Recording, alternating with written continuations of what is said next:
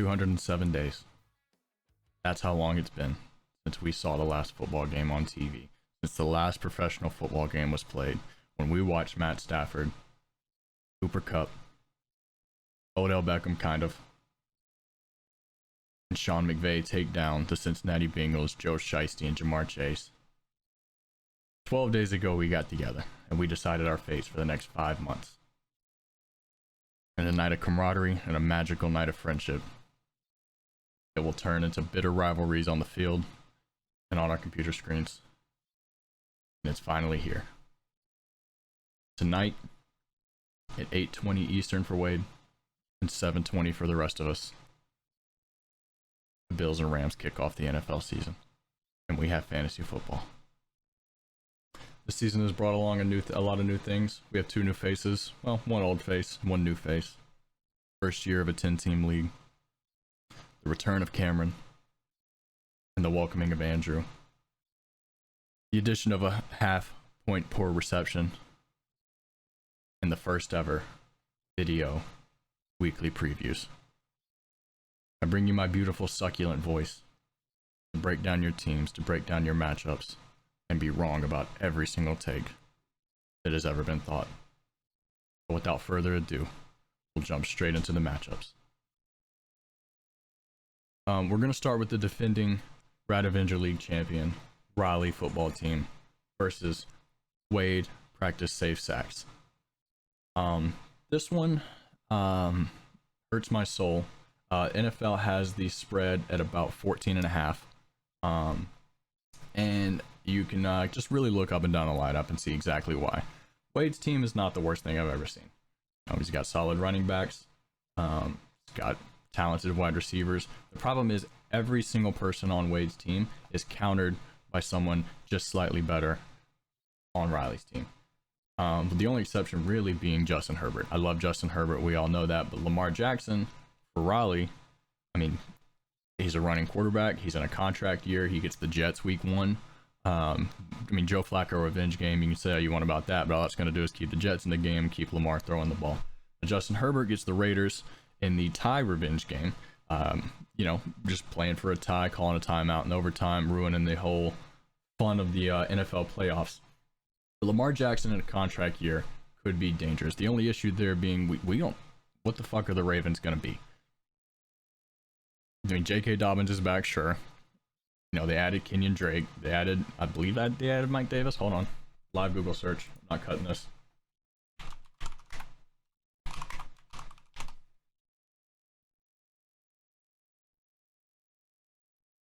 Yes, I was correct. They added Mike Davis. They've got Kenyon Drake. And Justice Hill for some reason. They have no wide receivers. I mean, they have Mark Andrews. They have arguably the best tight end in the game. They have Rashad Bateman, who looked really good last year, but they traded Hollywood. Who is Lamar going to throw to? Devin Duvernay was okay. But honestly, that's a little bit scarier. Just because Lamar Jackson, I think just run the fucking triple option. Is he just going to have 250 rushing yards and 4 touchdowns on the ground? Throw 3 passes like Mac Jones? It's a terrifying thought. NFL hasn't projected at 21.28. If he's going to rush as much as I think he is, I think that's a little bit of an understatement. But they always underestimate quarterbacks anyway. Najee Harris, countered by Ezekiel Elliott, projected the same production. I don't really agree with that, but it's close enough to make it a game. Elijah Mitchell, I hate San Francisco running backs. I love them. They're great. They're fun to watch. But they're all getting cucked by Debo. They're all going to get cucked by Trey Lance. And there's like 4 of them. So I'm not touching one. Aaron Jones for Raleigh is interesting. Because kind of the same idea that you have with the Ravens is what the fuck are the Packers going to look like? They traded away the best wide receiver in the league. They're sticking with Allen Lazard. But they're also returning a back-to-back MVP. Say what you want about his ayahuasca, say what you want about him tripping balls on the field, on the perks. He's back-to-back MVP. Is he going to come out and sling the ball all over the place to no names like he's been doing for the last 15 years? Or are they actually going to try to establish a run game? Even if it's split 50-50, Aaron Jones, A.J. Dillon, if they're running the ball 30-40 times a game now, which I don't think they are. The other thing is in week 1, the Packers are playing the Vikings. And everybody's been hyping up the Vikings as the dark horse. They're the team that everybody claims that no one's talking about, even though everyone talks about no one talking about them. Aaron Rodgers' favorite thing in the world is embarrassing the NFC North. Embarrassing the Lions, embarrassing the Packers, mostly embarrassing the Bears. They're playing in Minnesota week 1 with all the hype on Kirk Cousins, Justin Jefferson. This is prime time for Aaron Rodgers to go shit down everyone's throat, and I wonder how that's going to affect Aaron Jones.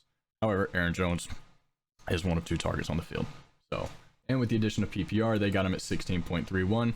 I like that number. I like that number a lot. Elijah Moore is really talented. Joe Flacco revenge game, we mentioned that. We don't know what the Jets are going to be. Great defense. A lot of good talent on the field. There's no one to get on the wall. I mean, Elijah Moore is incredible. Corey Davis, I mean, he was a top 5 pick, so he's there. Breece Hall looks really good. We'll talk about him a little bit later when we get to Trevor's team. What is Joe Flacco gonna do? Now, the one win here that Wade has is Mark Andrews. And we talked about him with Lamar Jackson. I mean, he's legitimately Lamar Jackson's only target. I mean, Rashad Bateman's whatever. Mark Andrews, for my money, is the best tight end in football right now.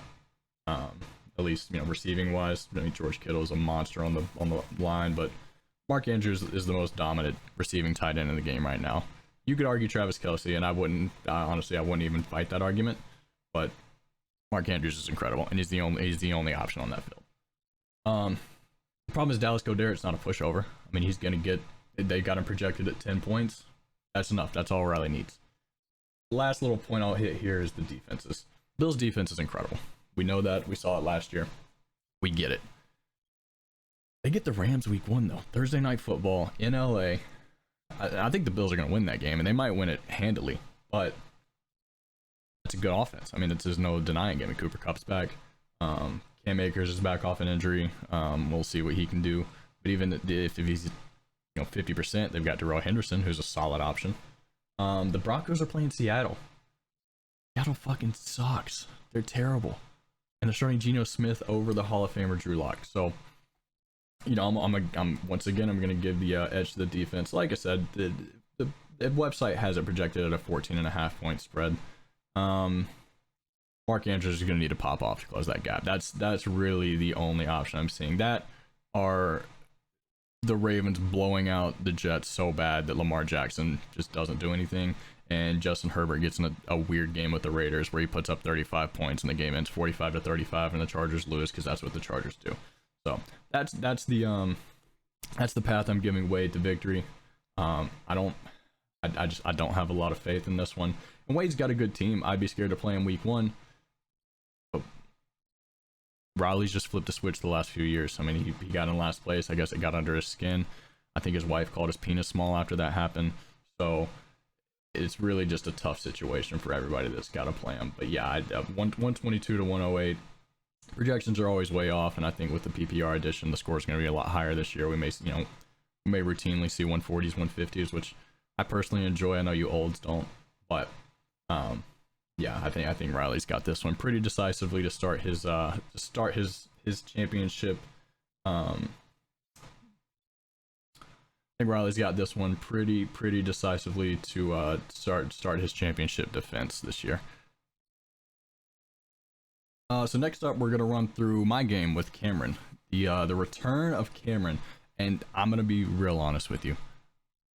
I wanted to play literally anyone else week 1. And it didn't. I don't even care who he drafted. He's got a really solid team. We'll get into that in a second. But it's destiny. Like, obviously, Cameron's gonna win this game. It's the surest bet of all time. He's coming back. He's arguably the most loved figure in the fantasy group. Like, obviously, he's gonna win. It's gonna be a 30 for 30. Like, it doesn't matter who I have. He could have started Sam Bradford at quarterback. Doesn't matter. He's going to win with 5 people. It does not matter. Now, if you want to get down to X's and O's, Kyler Murray, Patrick Mahomes.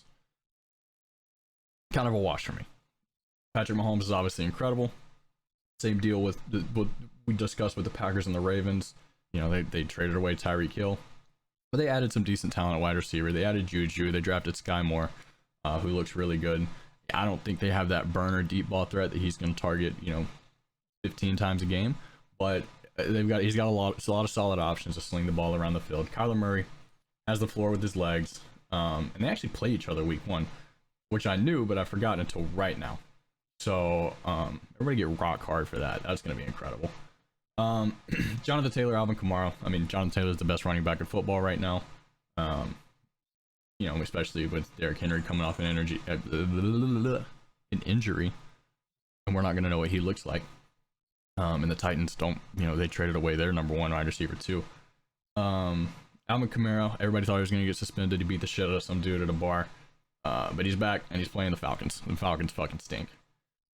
And this is my least favorite part of my lineup. My RB2. In full disclosure here, I'll put this out there. There's a trade pending between myself and Charles Hallman. That could change the outlook of this game a little bit. I'm not going to get any details. I'm not going to collude with the rest of you on what the trade is. But we've discussed it. He may sit on it through week 1, decide if he wants to do it. So as of right now, Clyde Edwards-Helaire is in my RB2 slot, and that makes me want to vomit just talking about it. Saquon Barkley, who I all week said I was going to draft round 2, and then of course Flamin' Dr. Pepper showed up and I took CeeDee Lamb, which, I mean, I like CeeDee Lamb, don't get me wrong, but I would love to have Saquon Barkley in my RB2 slot, especially considering the talent I got at wide receiver later on in the draft. That's neither here nor there. Clyde Edwards-Helaire stinks. Maybe Kansas City's good, maybe them drafting Isaiah Pacheco, getting a couple options at running back, and obviously losing Tyreek Hill, needing some weapons, maybe running the ball a little bit more, playing a little more under center pro style offense. But Saquon Barkley, I mean, if he's healthy, if he's just healthy and he's motivated like everybody says he is going to dominate. Here's where I think my advantage starts to kick in. And the website disagrees here with a little bit on their projections, but I think they're grossly underestimating how good the Chargers offense is going to be. Especially playing against the Raiders. Should be a competitive game week 1. Justin Herbert slinging the ball all over the field, but Mike Williams, Terry McLaurin, CeeDee Lamb against Brandon Cooks, Tyler Lockett, and Stephon Diggs. Now, obviously, Cameron has the best wide receiver in that group with Stephon Diggs. He's going to go out tonight, and Josh Allen's going to throw for 450 yards, and Stephon Diggs probably going to have 120 in a titty.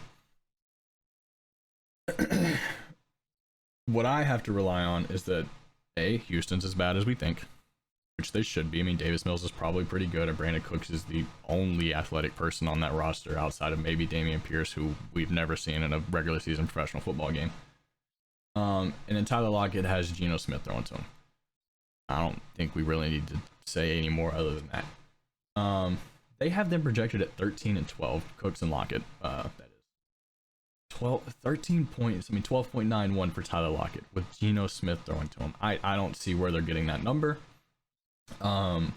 Especially considering that DK Metcalf is there. He's going to be hogging all the targets. We saw last year when Geno had to fill in for Russ that he absolutely loves DK Metcalf. With good reason, because he's a terrible quarterback and DK Metcalf is just a monster. Brandon Cooks, we talked about him, only athletic person on the roster. If Davis Mills is average, Brandon Cooks should have a good season. But Mike Williams, I love Mike Williams. They're only giving Terry McLaurin 9 points. Carson Wentz stinks. We know that. We get it. But he's better than Tyler Heineke. He's better than Garrett Gilbert. He's better than Dwayne Haskins. And Terry McLaurin dominated with those 3 quarterbacks. Terry McLaurin is incredible. And he now has a average to slightly below average quarterback throwing to him. It's the best quarterback he's ever played with in his career, which is a terrible sentence considering it's Carson Wentz. And then CeeDee Lamb, I mean, he's the Cowboys' number 1 option. The Cowboys should have a decent offense. They always have a decent offense. They just can't seem to win games. He should put up solid numbers. They got him at 10. I mean, Tampa Bay, I get it. I think he's going to have, more than 10 points. I mean, they're talking 6 receptions for 70 yards. I see a little bit more than that, especially on Sunday Night Football. Cowboys in prime time. Cowboys are back. Defenses, I mean, it's Colts, Texans, and Saints, Falcons. It's 2 good defenses playing terrible teams. Website has this one at, let me do some quick math. Was that 6.5, 7.5? 106 to 113.7. You did the math there. Once again, I don't know how the website knows that Cameron's back and gonna win this just off destiny, but apparently the website knows that. So I'll give Cameron the 6.5 points just off that alone. I mean, he's got a really good team. He's got a really solid team. Stephon Diggs is incredible. Alvin Kamara is incredible. Saquon Barkley's good. I mean, there's not a lot of weaknesses here. I would point at Tyler Lockett being the weakness. He's got Keenan Allen on his bench to just throw in if he wants to. And then we could have the Keenan Allen Mike Williams off. That would be really interesting, Cameron, if you just wanted to go ahead and do that, just for the story. But yeah, they have Cameron winning here, and I'm gonna pick against myself and go with Cameron purely off the story. I just talked 7 minutes about the actual players, and it doesn't matter because Cameron's back. He's gonna win his first game. He may win the whole damn thing. Just like I said, it's gonna be a 30 for 30. It'll be a documentary. I might go ahead and get in pre-production on that one and get ahead of the curve, and we'll have it out probably June 2023, maybe Q3. A little Hard Knock style. Get the season started up next year. So next up, we got Charlie versus Ashley. We got Forgiven for Net versus Trophy Wife. Now, if everybody remembers last year on a Monday night, the Packers played the 49ers, and the Packers won that game on a game-winning field goal. I believe it was 39 seconds that Aaron Rodgers had left on the clock. Went down the field, got in field goal range and kicked a field goal to win that game. Now that was exciting. Charlie had Mason Crosby against Ashley, and he was down 3 points, I believe, and it was like a 40 to 50 yard field goal, and that field goal won that game. Incredible storyline. Incredible. This is also, I believe, the closest game that the app has projected. Let me double check my facts on that. Yes, it is. Just barely. There's one more that looks a little bit closer that we're going to get to here in a minute, but it is the closest game they have projected. Spread, they got it at 3.5, 109.97 to 106.06. Problem is, I'm never betting against Charlie again in my life. Except for the week that I played him, that I literally bet against him. You can check that on the side bets channel. I believe there's $10 on that. It's week 6. Circle it on your calendars. Charlie just wins games, and he puts up no points. I mean, I think if I look back to last year, which I'm not going to do because it's going to take too long, I believe he had the lowest or second lowest point total and was third place, made the playoffs. Charlie just wins games. I mean, he's got Joe Burrow at quarterback versus Tom Brady. They're just spitting images of each other. Derrick Henry against James Conner, which, sounds like a shoe-in for Derrick Henry, but James Conner was just a touchdown machine last year and should be locked in a shootout with Kansas City. Nick Chubb against David Montgomery. The website's given that one to David Montgomery, but he's playing the 49ers. Nick Chubb is playing the Panthers. I'm probably giving the edge to Nick Chubb there. Sure, his offense stinks. He's got no quarterback. They're gonna just load the box against the run, and he's kind of splitting carries with Kareem Hunt. But it's David Montgomery. It's the Bears. They stink. I hate Charlie's wide receivers. I've said this to his face. I don't feel bad saying it here. I've said it in the Discord. Amari Cooper and DK Metcalf. DK Metcalf's good. I just talked about how Geno Smith loves throwing to DK Metcalf, so I could be eating my words there. In a couple of weeks, but it's also just destined for the Broncos to just shit pump the Seahawks on Monday night. I'm leaning 28-35 to 3. Like, I'm leaning the Seahawks don't sniff the end zone. And if that's true, I mean, sure, DK Metcalf could chunk yardage. He's probably going to get every reception on the field. I don't see it. The other thing here is the website has Amari Cooper projected at 16.5 points. Where? It's Jacoby Brissett. And they have Nick Chubb, Kareem Hunt, and one of the better offensive lines in the game against the Panthers. They're going to run the ball. I also just realized that Charlie has 2 Browns on his team with no offense. Nick Chubb and Amari Cooper. I don't know why that didn't click for me, but he's got both of them. And in a Baker Mayfield revenge game, nonetheless. So the more I look at Charlie's team, the more I hate it, but it doesn't matter because he's going to win. It doesn't matter. If we flip over to the other side, Ashley's got T. Higgins and Jalen Waddle. I love that. Deebo Samuel. Love that. Especially against the Bears, who traded away their best defensive player. They still got a solid defense. They've got some players out there. Roquan Smith is just trying to burn down the city of Chicago, but that's whatever. And then if we go to the tight ends, there's a lot of personal bias here. I love Kyle Pitts and I hate TJ Hawkinson. Just as people, just as human beings, I love one, I hate the other. So, X's and O's aside, Kyle Pitts. I mean, I'm picking the game just based on that because I hate TJ Hawkinson and everything that he stands for. And then Charlie's got the best. He went homer pick here. You got Justin Tucker on the Ravens. They're playing the Jets once again. Should be fine. I mean, Joe Flacco revenge game, but Joe Flacco is 79 years old. And then Ashley has the Bucs defense, which obviously it's a really good defense. They're not exactly playing a pushover. They're playing Sunday Night Football against Dallas, and I talked about them a little bit with the CeeDee Lamb pick and the Ezekiel Elliott pick. Dallas is not bad, and I believe last year in the opener, the game went down to the wire, and I believe it's pretty high scoring. So I'm once again gonna give the edge to Charlie there. As much as I really want Ashley to win this game, just to prove to Charlie how bad his wide receiver room is, and just to be right. He's got really solid running backs. He's got Derrick Henry, Nick Chubb, Leonard Fournette. That's it. I'm leaving that in. He's got really solid running backs. I mean, he's got, a shoe-in first rounder in Derrick Henry, and then with his keeper Leonard Fournette, he essentially had 2 second-round picks. And he got Nick Chubb and Leonard Fournette. I don't love Leonard Fournette in the second round. I don't really love Leonard Fournette, period. But if you're going to get him in the 13th or the 14th where you got him, absolutely put him in your flex. Doesn't matter. Once again, just full disclosure, have a trade pending with Charlie. This all may be completely wrong. If he accepts it today, it'll go through Saturday. This lineup will look completely different. Not completely different. There'll be a couple players still in there. Basically, one player will be out, maybe one player will be in. I'll leave it at that. I didn't even really touch on Jalen Waddle. In the PPR format, I love Jalen Waddle. If we were still standard with the Tyreek Hill acquisition, I wouldn't love him as much. Yeah, I mean, a 3.5 point spread. The two kind of weirdest teams in the league historically. They just kind of win or lose in weird games, and usually against each other. So this one I think is closer to a pick'em, but with the Charlie luck that he has, it may come to a head here, and he may just have a terrible season. I don't foresee that. I've been playing video games with Charlie. The dude just gets lucky. Like, the dude, he's just got some juice around him. He's got some juice in him. He's a really juicy guy. So I'm gonna give the edge to Charlie here, but I think this will be one of the more exciting games of the weekend.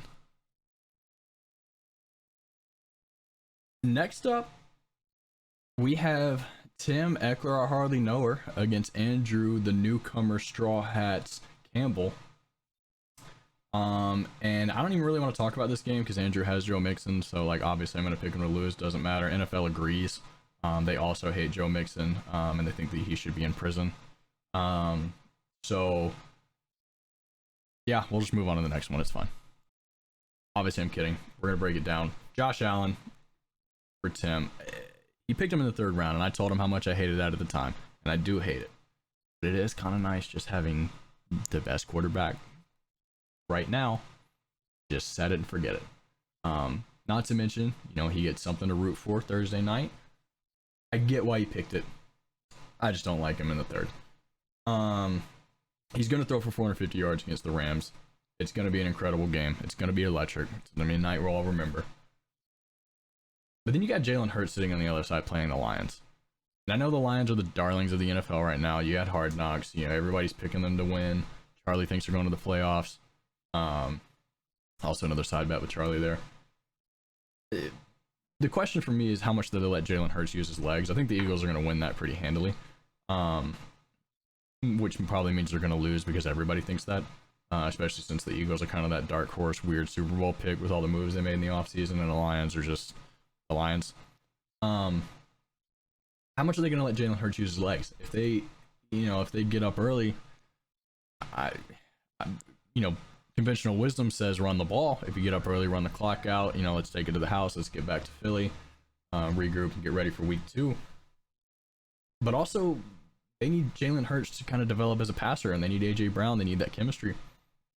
Obviously, he has it with Devontae Smith. He played with him in Alabama. Like he played with him last year. That's a developed relationship, but they need AJ Brown. So if they get up early and they kind of let Jalen Hurts, work on some things and sling the ball around, I think that could actually hurt his value a little bit. I want to see him out running the ball. I want to see a rushing touchdown. I want to see 70 to 80 yards on the ground, and that's where Jalen Hurts' value comes in. Now, Dalvin Cook versus Joe Mixon, I'm not even going to discuss. They have Joe Mixon winning that battle. Fuck Joe Mixon. He can rot in the hole. Austin Eckler, we need Tim to win because I want the belt. So I may end up throwing a few games against against him this year, just try to get the belt in our hands. J.K. Dobbins coming off an ACL injury. Actually, they've got him projected at 0. Is he even going to play this week? His practice is limited participant. Hope the running back will be out in the field in a couple of weeks. But J.K. Dobbins is going to play this week. So Andrew's about to be relegated to Damian Harris or Tony Pollard, it looks like. Maybe James Robinson, but you don't really trust that, him coming back week 1 off an injury. So probably Damian Harris is going to end up in the lineup against Miami, who is a really good defense last year. Their offense should be really good. I think Miami's probably going to get some retribution for that game. They're playing in Miami against New England, which if Miami's up and they're up early, means Mac Jones is going to have to sling the ball around. Damian Harris is not really the passing down guy there. Actually, looking at it now, it looks like it could be some trouble. Problem is if you look at the projections, Andrew is projected 99 to 104 for Tim, but that's with the fat 0 out of J.K. Dobbins. I mean, if he throws in Damian Harris, you're talking about Andrew blowing Tim out. That is really interesting. And Tim on the flip side has Allen Robinson starting at wide receiver, which Allen Robinson's really good, and he's got Matthew Stafford. He's got the best quarterback he's ever played with. They've got him projected at 6.93. I assume kind of a too many cooks in the kitchen situation there with Cooper Kupp, Tyler Higbee, a couple of the other guys. Allen Robinson's really good at football though. I think he'll score a little more than 7 points. That is assuming that Tim keeps him in. I mean, he's got Rondale Moore, he's got Chris Olave if he wants to take a flyer week 1. He's got Alan Lazard, the only real option in Green Bay. Hollywood Brown, I had him last year. I mean, the Ravens, this is kind of a different beast. I hated having to play with Hollywood. It just a nightmare. You don't really have another option. You got to keep him in. That was my problem, is I kind of had some better options last year, or what I thought were better options. George Kittle, Travis Kelce, two of the top tight ends in the game. San Francisco, though, probably going to turn into, they have been a smash mouth football team. Kyle Shanahan loves running the ball, loves getting real wonky with it, and George Kittle is a blocking machine. So the problem is how many targets is he actually going to get? And they're playing the Bears week 1. I think they want to come out and let Trey Lance get running with his legs, get acclimated with Ayuk and Debo. So how much is George Kittle gonna be a threat in the passing game is real interesting to look at. And obviously Kelce, 1A, 1B with Mark Andrews against Arizona, which should once again be a high-flying, really fun game. Then you get down to the flex. I mean, and this is where Tim really starts to show his advantage. Cordero Patterson versus DJ Moore.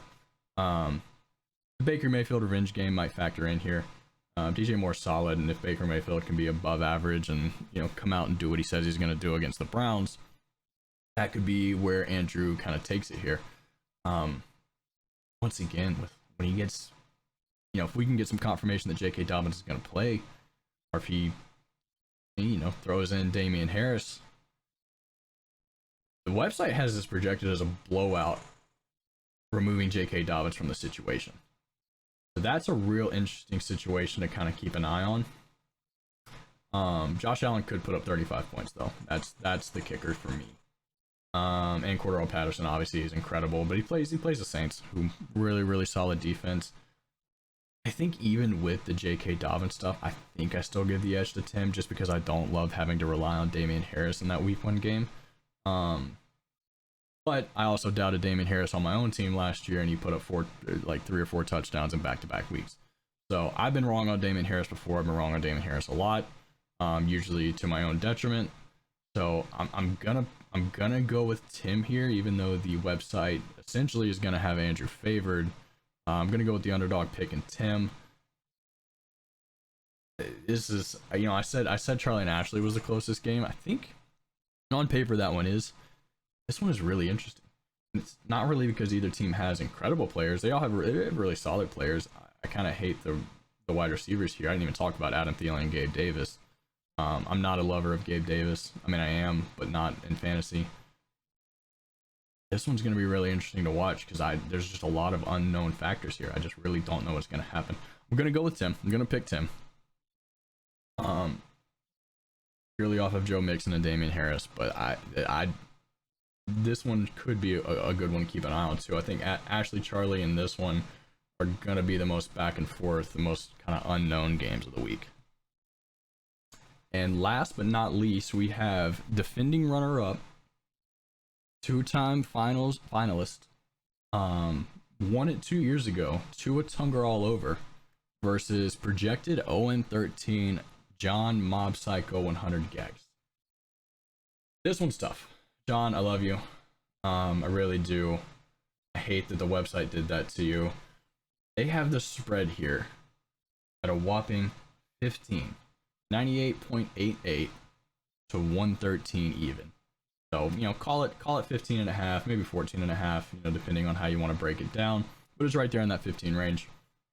Tua Tagovailoa helmed up by Aaron Rodgers. He's also got Tua on the bench. I assume he's going to start Aaron Rodgers, the safer pick in week 1. Aaron Rodgers is going to shit on the Vikings. They may not win. We'll see what that defense is. They were pretty good to kind of round out the year last year. Aaron Rodgers is going to throw for 400 yards against the Vikings. The whole offseason has been, they traded away your number one. All you do is do ayahuasca and trip balls with Joe Rogan. You lied about the vaccine. Aaron Rodgers is going to come out a man on a mission.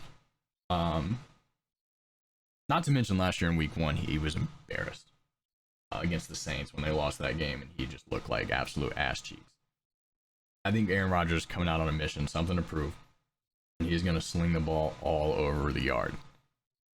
Now, Russell Wilson also is going to shit on the Seahawks. It's his old team. They play Monday night. The Seahawks fucking stink. If he's allowed to, Russell Wilson might put up 70 points. That's really tough. Both coming out with something to prove. I would say Russell Wilson has a little bit more to prove, but Aaron Rodgers is Aaron Rodgers. Who knows what he's going to do? And honestly, when you get into the running backs, John's team is getting a lot of hate, but he's got good running backs. The problem, I guess, the problem most people would look at, and maybe even the website factor this in. I don't know how the robots are handling this, but McCaffrey and Swift is a really solid 1-2 punch there at the running back position. Obviously pending McCaffrey staying healthy again, which he hasn't done in 2-3 years now. DeAndre Swift, a little bit of a question mark. Yo, Riley, chill out. DeAndre Swift, a little bit of a question mark on a bad offense, but he's got no quarterback. I mean, Jared Goff is Jared Goff, so we'll see what he can do this year. I actually love DeAndre Swift this year. And then on the other side with Trevor, you've got Josh Jacobs, who I discussed at draft night. I hated, but I'm pretty sure, I think he got him super late, maybe like 6th or 7th round, which is solid. Love Javonte Williams. Dude is a monster. I love him so much that I drafted Melvin Gordon just to be around him. Love Javonte Williams.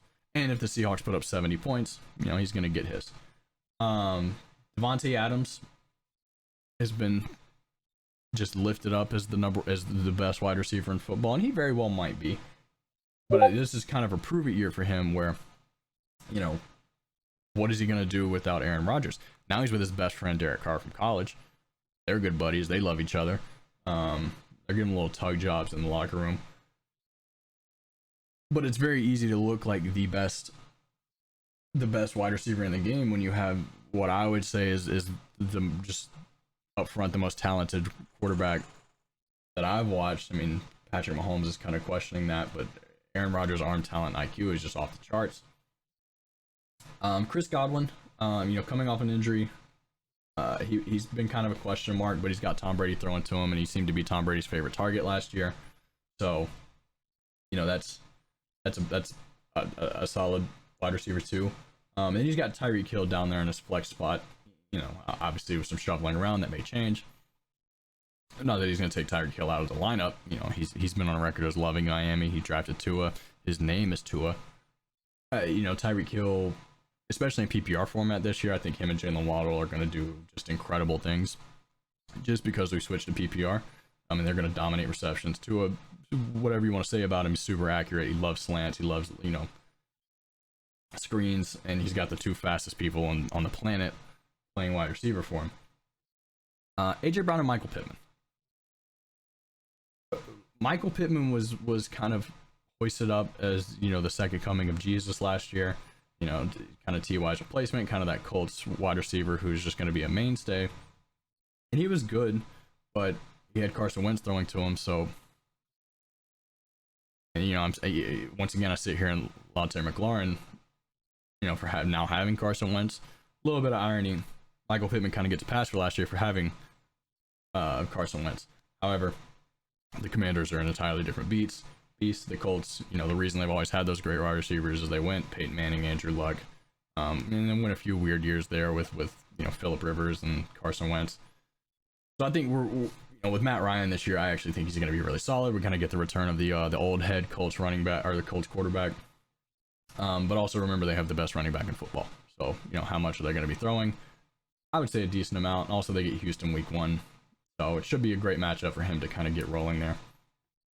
Zach Ertz and Dawson Knox, kind of two sides of the same coins. Obviously, Zach Ertz is a lot older. He's historically been a lot better, but Dawson Knox is just a touchdown machine. Red zone has been claimed Dawson Knox territory, so I like that a lot. And Courtland Sutton has been a pipe. You go look in the Dream Team picks for the week. Courtland Sutton was picked on at least 2 teams. I think myself and John picked him. Let me see. I don't think anybody. I don't know that anybody else did. Raleigh did as well. So he's been kind of the favorite to just go off this week, and I think a lot of that has to do with Russell Wilson. Coming back for the revenge game, and obviously wanted to show up his former team. Courtland Sutton down there on the flex, only being projected 9 points. I think we all think he's going to get a lot more than that. We're all thinking 20 to 26 points. If he's going to be the odd, the number 1, number 2, or number 3 wide receiver. So that is actually really interesting to keep an eye on. Courtland Sutton, I think, is going to be the key to this game if he can do what we all project him to do. And they only have Russell Wilson projected 17. I also think a number of us picked Russell Wilson to be the number 1 quarterback this week.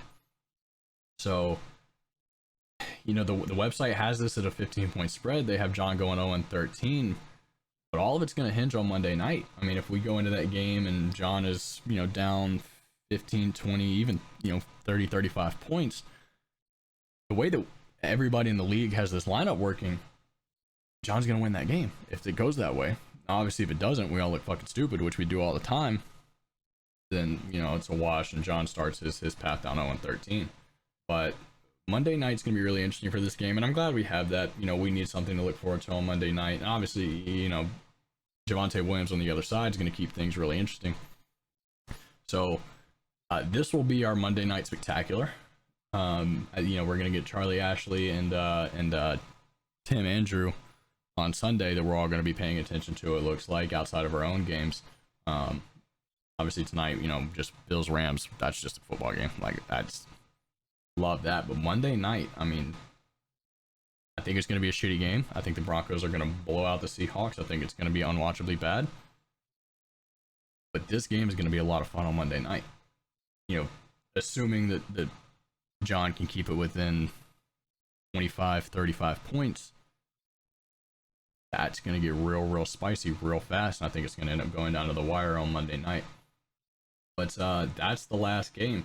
So just to recap for my picks, I have Cameron beating myself. So fuck me. Charlie edging out Ashley. Gross. I don't think I made an official pick for the John game. I'm gonna go with John. Starts off, just ruins the 1-13 projection, or 0-13 projection. He's gonna go 1-12 because of the Broncos. We got Riley taking down Wade, and we got Tim and a nail biter taking down Andrew. But that has been your week 1 recap. I think it actually went like 35 minutes, so my bad, and throw it on as a podcast, I guess. Maybe throw it on at 6 o'clock, just to kind of ease you into a Thursday night. But good luck out there, everyone, and God bless.